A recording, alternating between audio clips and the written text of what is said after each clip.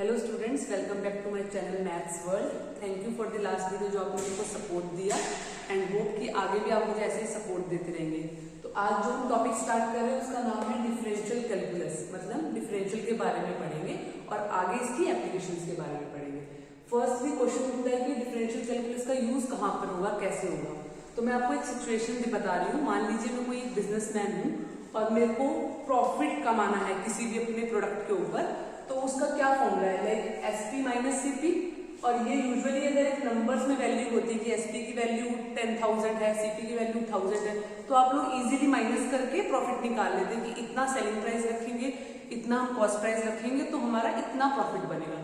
लेकिन let us suppose कि हमारा जो सेलिंग प्राइस है वो फंक्शन ऑफ एक्स है, किसी एक्स के फंक्शन के रिस्पेक्ट में दिया, मान लो एक्स स्क्वायर टाइप में, और सीपी भी फंक्शन ऑफ एक्स के रिस्पेक्ट में कुछ है।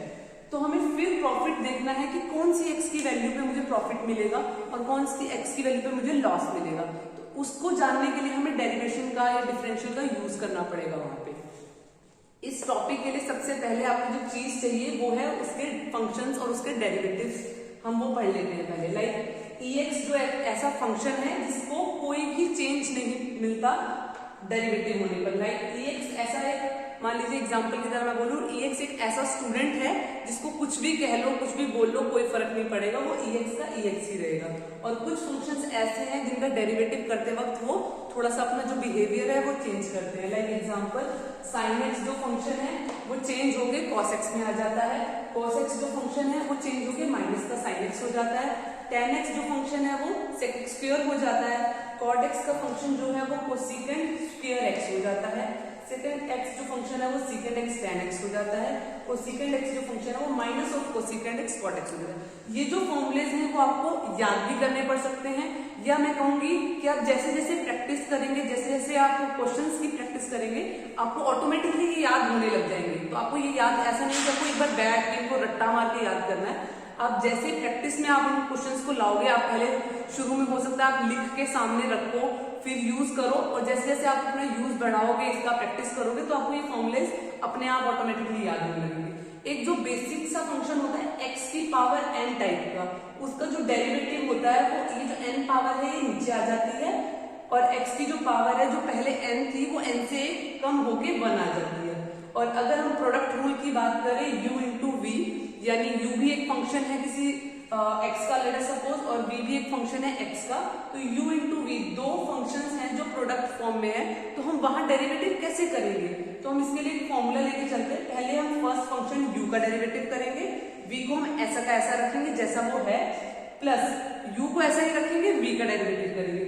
ये फॉर्मूला आपको कई जगह पे उल्टा भी दिखेगा, लाइक ये v वाला जो डेरिवेटिव है वो पहले और u वाला डेरिवेटिव बाद में मिलता है, लेकिन u वाला डेरिवेटिव आप पहले रखेंगे तो आपको जो क्वेश्चन रूल है या डिवाइड वाला जो रूल है वो याद रहेगा कि इसमें भी u का डेरिवेटिव पहले होता है। ये जो सेकंड फॉर्मूला है वो है u बाय v का डेरिवेटिव, मतलब जो अब दो फंक्शंस थे हमारे u एंड v वो प्रोडक्ट फॉर्म की जगह क्वेश्चन फॉर्म में है। तो इसमें पहले u का डेरिवेटिव v वैसा का वैसा, माइनस v का डेरिवेटिव u वैसा का वैसा, अपॉन में v का स्क्वायर आ जाता है।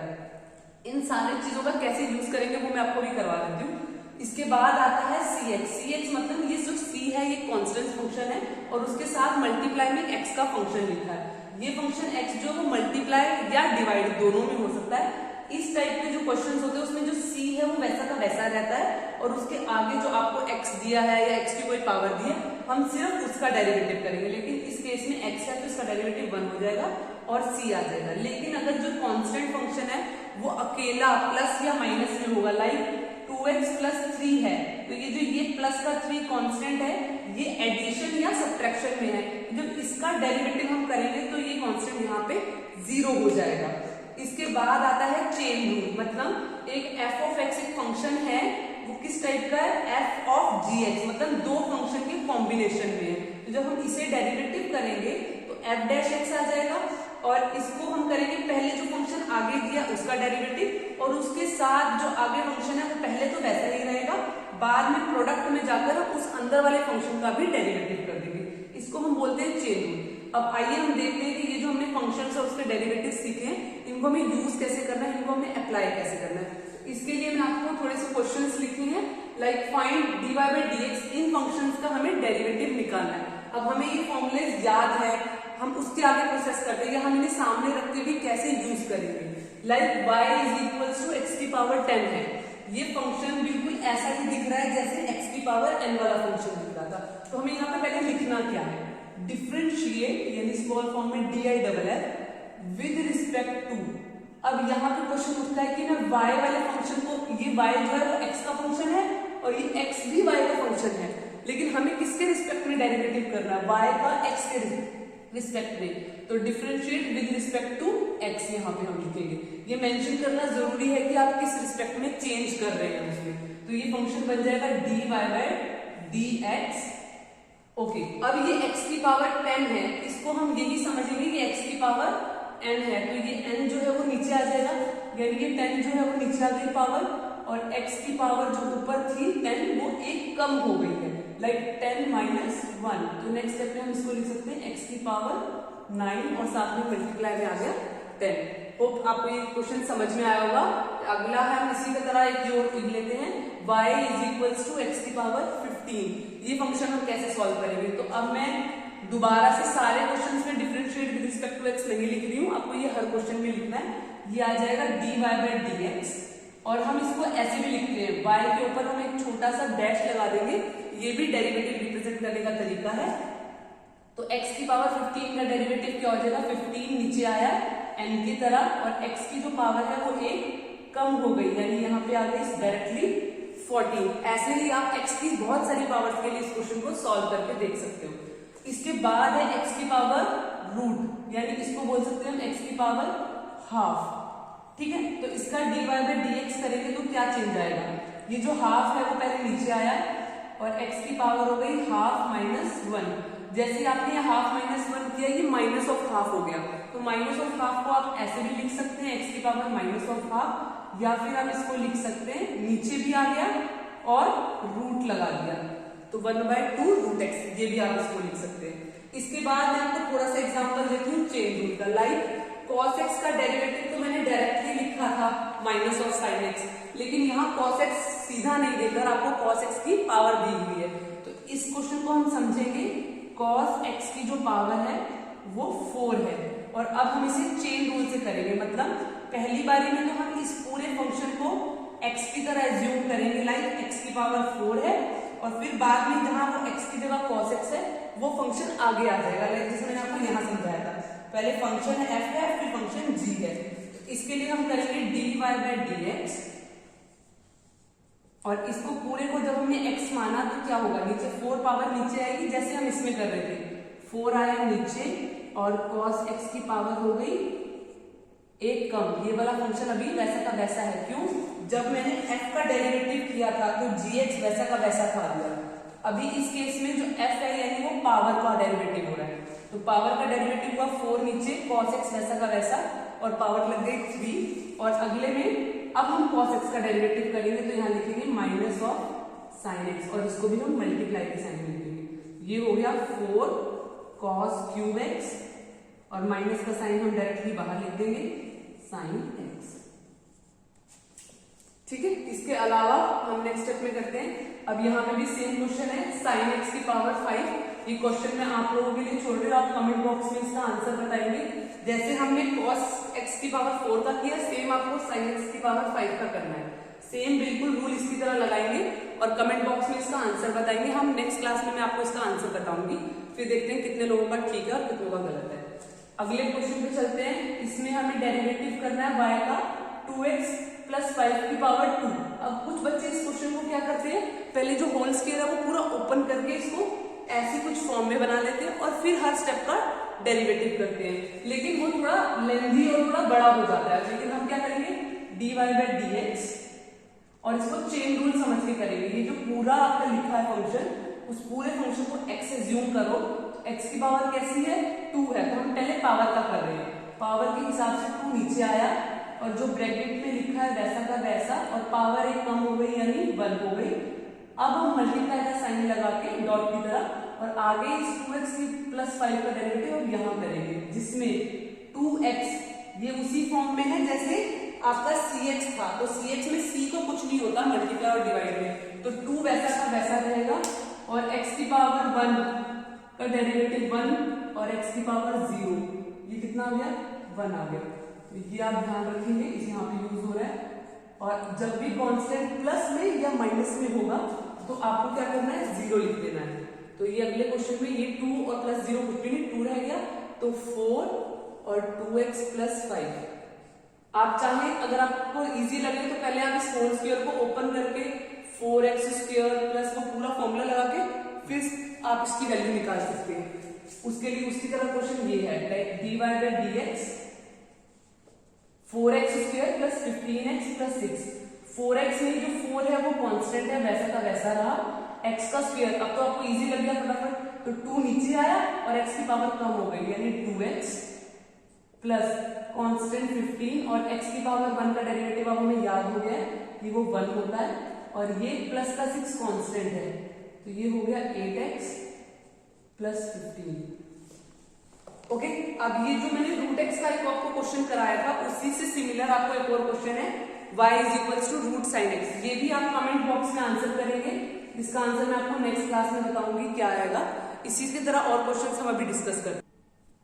ओके, अभी आपका लास्ट फंक्शन वाला जो मैंने आपको समझाया उसमें log x का फंक्शन रह गया था। log x का डेरिवेटिव होता है 1 बाय x, तो उससे ही सिमिलर क्वेश्चन करेंगे हम। लाइक यहाँ पे है cos log में secant x, इस log के secant x को हम log x का ही तरीके से समझ के पहले डेरिवेटिव करेंगे और उसके बाद उसका जो भी फंक्शन चेंज है उसका डेरिवेटिव हम चेन रूल की तरह दोबारा करेंगे। लाइक ये log और ये पूरा जो फंक्शन है वो x है, तो डिफरेंशिएट हो गया, log x का क्या है 1 अपॉन में फंक्शन चला जाएगा, तो 1 अपॉन में secant x आ जाएगा, और इसका डेरिवेटिव ये x तो है नहीं, तो इसका चेन रूल से दोबारा डेरिवेटिव होगा, तो यहाँ पे आ जाएगा secant x tan x, right. इसी की तरह sin mx है, sin x का तो हमें cos x पता है, लेकिन ये sin mx है, तो इसका जब हम डेरिवेटिव करेंगे तो ये sin इस mx को हम x एज्यूम करके चलेंगे, तो ये हो जाएगा cos और mx वैसा का वैसा, लेकिन ये x नहीं है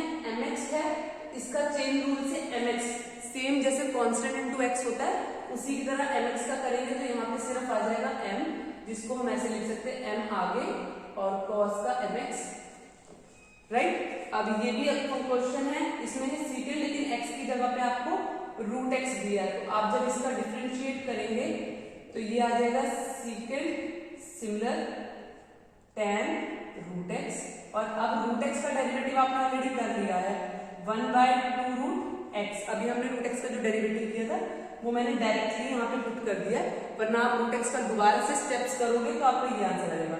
इसमें जो ये फंक्शन होते हैं 1 बाय 2, ये आप आगे लिखेंगे क्योंकि ये ट्रिगो नहीं है, और ट्रिग्नोमेट्री के फंक्शंस को आप बाद में लिखेंगे। अब एक दो क्वेश्चंस मैं आपके लिए दे रही हूँ तो दैट आपको पता लग जाएगा आपको कितना समझ में आया कितना नहीं आया। फर्स्ट क्वेश्चन है 2x का स्क्वायर माइनस 3x प्लस 1 का होल क्यूब। अब आप चाहें तो पहले इसका होल क्यूब ओपन कर लें, या इसको भी चेन रूल की तरह से पहले पावर का डेरिवेटिव करें और फिर अंदर वाले पूरे फंक्शन का डेरिवेटिव करें। क्वेश्चन नंबर 2 है आपका cos के साथ e की पावर 5x, इसका भी आपको डेरिवेटिव करना है। क्वेश्चन नंबर 3 है आपका e की पावर sin का स्क्वायर x, ये थोड़ा सा लेंथी हो जाएगा, मतलब इसमें एक चेन के बाद दूसरी चेन है, दूसरे के बाद तीसरी चेन है, 3-4 चेन अटैच है। और आपका फोर्थ क्वेश्चन है log secant x plus tan x, तो आपको इसका डेरिवेटिव करना है। अब हम देखते हैं कि एक्चुअली ये हो क्या रहा है। हम एक फंक्शन है जो y, उसको हम फंक्शन ऑफ x के रिस्पेक्ट में लिख ले रहे हैं, राइट। ये फंक्शन है कोई y जिसको हमने x के रिस्पेक्ट में लिखा है, लाइक f ऑफ x की फॉर्म में। इसको हम चाहे तो चेंज करके x इज इक्वल टू कोई और फंक्शन ऑफ y, x को y के टर्म्स में भी लिख सकते हैं और y को x के टर्म्स में भी लिख सकते हैं, लेकिन जब हम यहाँ डिफरेंशिएट करेंगे विद रिस्पेक्ट टू x लिखेंगे तो यहाँ आएगा dy बाय dx, और ये फंक्शन यहाँ चेंज होंगे, कोई नया फंक्शन आ चुका होगा डेरिवेटिव होंगे। लेकिन जब हम यहाँ पे डिफरेंशिएट करेंगे, डिफरेंशिएट विद रिस्पेक्ट टू, अब यहाँ हम x ना करके y करेंगे, तो ये आ जाएगा dx अपॉन में dy, और यहाँ पे अब ये gx वाला जो फंक्शन है वो चेंज हो जाएगा। और ये चेंज क्या हो रहा है, इसका मतलब है कि change in y with respect to x, x के बदलने से y में कुछ बदलाव आ रहा है। x के बदलने से y में कुछ बदलाव आ रहा है। तो जो ये x है ये तो किसी पे डिपेंड नहीं कर रहा, तो इसको हम बोल देंगे इंडिपेंडेंट। इंडिपेंडेंट, ये किसी पे डिपेंडेंट नहीं है। लेकिन ये जो y है इसमें जो चेंज आ रहा है वो किसके रिस्पेक्ट में आ रहा है, x के रिस्पेक्ट में। तो ये जो y है वो x के ऊपर डिपेंड कर रहा है, तो इसको लिखेंगे हम डिपेंडेंट। यानी अगर आप कहीं भी फंक्शन लिखा है dy बाय dx, तो ये जो नीचे लिखा है फंक्शन x ये इंडिपेंडेंट है, और जो ऊपर y वाला फंक्शन लिखा है वो डिपेंडेंट है। और डिपेंडेंट किस पे है, जो नीचे लिखा है। ऐसे ही dx बाय dy देख रहे हैं आप, इस वाले में आपको क्या समझ में आ रहा है, यहाँ पे x जो है वो डिपेंडेंट है और y जो है वो इंडिपेंडेंट है। और ये x किस पे डिपेंड कर रहा है, y पे डिपेंड कर रहा है। लाइक हम इसका एक एग्जांपल देखें कि आपको एक स्टूडेंट है जिसको रेस में पार्टिसिपेट करा है और उसको 1500 मीटर की पूरी रेस करनी है। उसने फर्स्ट राउंड लगाया बहुत स्पीड में कि नहीं मेरे को फर्स्ट आना है, मैं बहुत तेज तेज भागूंगा। फर्स्ट राउंड लगाते के साथ उसको पता लगा कि मैं बहुत ज्यादा आगे आ गया हूँ और बाकी सारे जो मेरे दोस्त हैं वो अभी पीछे हैं। तो उसने सोचा मैं सेकंड राउंड थोड़ा धीरे लगा सकता हूँ, तो उसने सेकंड राउंड के लिए अपनी स्पीड को थोड़ा स्लो कर लिया। लेकिन जैसे वो सेकंड राउंड कंप्लीट करने लगा, एक या दो बच्चे उससे आगे आ गए। अब उसको ये एज्यूम करना है कि मुझे स्पीड बढ़ानी है, लेकिन कितनी बढ़ानी है, इतनी भी नहीं बढ़ानी क्योंकि मेरे से आगे ज्यादा बच्चे नहीं गए हैं, एक या दो ही बच्चे गए हैं, तो मुझे थोड़ी अपनी स्पीड इंक्रीज करनी है।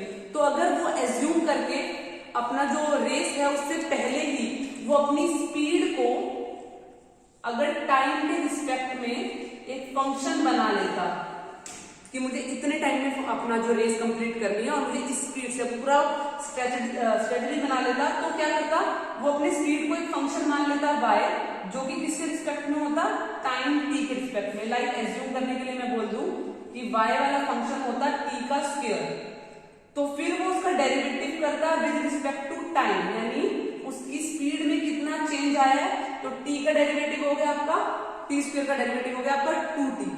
तो ये उसको किस टाइमिंग पे ज्यादा करनी है, यानी उसकी स्पीड, ये y जो है वो उसकी स्पीड है, यहाँ पे t आएगा सॉरी क्योंकि ये फंक्शन t है, तो उसके t पे डिपेंड कर रही है उसकी स्पीड।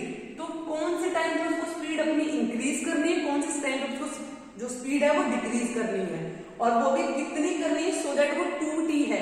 तो कितने करेगा, देखिए वो थोड़ा सा t को इंक्रीज करेगा, 1 भी इंक्रीज करेगा, तो जो स्पीड है वो डबल इंक्रीज होगी। और वो थोड़ी सी भी कम करेगा, लाइक वो हाफ कर देगा या नेगेटिव में जाएगा -1, तो वो डबल डिक्रीज हो रही है। तो ये सब चीजों का आपको जो भी एज्यूम करना, लाइक मैंने आपको स्टार्टिंग में वो जो प्रॉफिट वाला एग्जांपल बताया, वो हम आगे जाके वो भी क्वेश्चंस करेंगे कि कहाँ इस डेरिवेटिव की एप्लीकेशन यूज होती है। लाइक हम कब मैक्सिमम वैल्यू निकालनी है, कब मिनिमम वैल्यू निकालनी है, वो सारा भी हम यूज करेंगे। वो इस डेरिवेटिव के जो डिफरेंशियल होता है उसका एप्लीकेशन वर्क होता है। इससे पहले हम पहला पूरा डिफरेंशियल इक्वेशन को समझ लेंगे, डिफरेंशियल कैलकुलस क्या होता है, उसके बाद हम उसका एप्लीकेशन वाला पार्ट करेंगे। और जैसे आपने मुझे पहले सपोर्ट किया, होप सो आप मेरी इन वीडियोस को भी सपोर्ट करेंगे। Thank you so much.